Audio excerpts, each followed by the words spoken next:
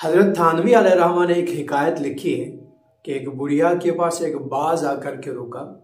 बाज की चोंच टेढ़ी है, नाखून मुड़े मुड़े काफ़ी बड़े से हैं। तो बुढ़िया पे एक हमदर्दी जो होती थी पुरानी औरतों को, माओं को, तो उसमें एक हमदर्दी आ गई कि बेचारा शायद बिन माँ बाप के है, ये इस टेढ़ी चोंच से खाता कैसे होगा, ये इस बड़े बड़े नाखून, मुड़े हुए नाखून, इनसे पकड़ता कैसे होगा। तो हमदर्दी का जज्बा आया तो उन्होंने उठा करके वो नील कटर उठाई या जो भी चीज़ उस ज़माने में रही होगी, उसकी चोंच उसने काट दी, उसके नाखून छोटे छोटे कर दिए।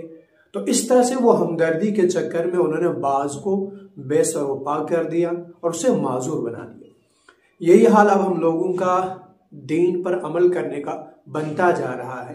खासकर कश्मीर में कुछ सालों से माहौल इसी तरह का चल रहा है। कल एक साहब ने मुझे वीडियो भेजी और दो चार ने बार बार इसरार भी किया कि इस पर कुछ बोला जाए कि एक साहिब है, बुजुर्ग है, जो कहीं मंदिर पे ले जाके दूध चढ़ा रहे और वहां से ला करके पानी अपने घर को लेके जा रहे हैं।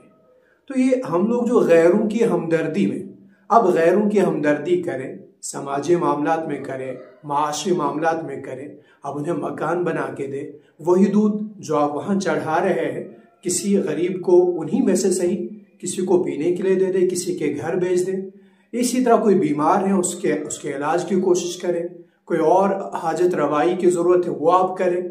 लेकिन ये कौन सी हमदर्दी है कि आप दीन के मामलात में वो चीज़ें करें जिससे आप अपने बाज को बेसरोपा कर देंगे, जिससे आप अपने इस्लाम को ही माजूर कर देंगे और ख़ुद इस्लाम से हाथ धो बैठेंगे। अब रही बात इन चीज़ों पे बोलने की, तो याद रखें अब का दौर कुछ वैसा है, आप रसूल ने पहले इसकी पेशन गोई या निशानदेही की है कि अब ऐसे में क्या करना बेहतर रहेगा। या तो फिर यही कि ये मुमकिन इन्हीं में से होगा, हमें किसी साजिश का, किसी फितने का शिकार करने के लिए ऐसा किया जा रहा होगा, दिखाया जा रहा होगा। और अगर उनमें से नहीं है तो फिर ये भी नहीं हम कह सकते कि ये जाहिल हैं, जानते नहीं। इतनी सी साफ सी, शुद्ध सी, वाज़ेह सी बात को न जानते हों इतने बड़े बुजुर्ग उम्र रसीदा, तो ये तो बज़ाहिर मुमकिन मालूम नहीं होता। लिहाजा ये मैं ये कहूँगा कि ये या तो इस चीज़ को पसंद करते हैं, इस चीज़ को जैसा भी मैंने कहा, यह हमदर्दी के चक्कर में दूसरों के साथ वो मुसावात के चक्कर में ये चीज़ें हो जाती है, दूसरों के साथ बराबरी के चक्कर में ये चीज़ें हो जाती है। मुमकिन है वैसा हो तो इसके जो अपने बेटे वगैरह होंगे, भाई वगैरह, मोहल्ले वगैरह, उन सब ने देखा होगा, वो इसे समझाए।